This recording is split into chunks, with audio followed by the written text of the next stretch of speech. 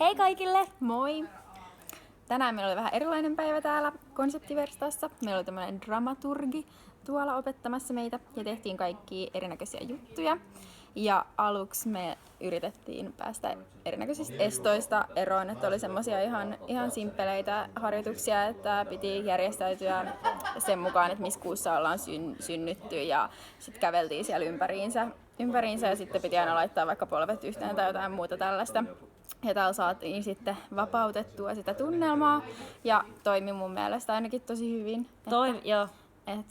Että tuli heti semmoinen rennompi fiilis siellä.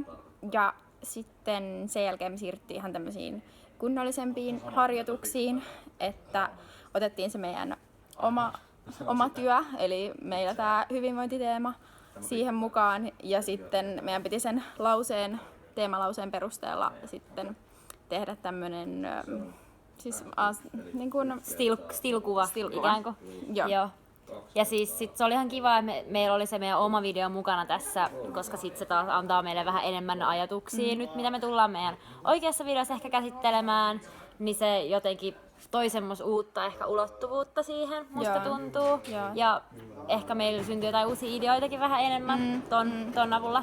Oli kyllä ehdottomasti, kun oli sitä kässäriä jo etukäteen mietitty, niin sit nyt sai vielä semmosia vahvistuksia ja että mitä me halutaan tehdä ja millä tavalla ja muutakin tällaisia draaman keinoja nyt pystyy sitten hyödyntämään siinä videossa. Ja mitäs vielä? Mun mielestä oli mielenkiintoista tämä body language ja niin kun sen, että jos sä puhut jotain, niin niiden yhdistäminen. Että usein kun sä puhut, niin sit sulla katoo se body language. Niin siinä pitää olla tarkkana, että pystyy ihan oikeeseenkin elämään hyödyntää sitten erinäköisissä asioissa. Joo, oppi just tommosia, tai rupes ymmärtää tommosia pieniä juttuja, mitä ei ole aikaisemmin ehkä tullut ajatelleeksikaan. Ehdottomasti. Et oikein kiva sessio ja me jatketaan nyt meidän videon työstä. Yes, moi moi! Moi moi!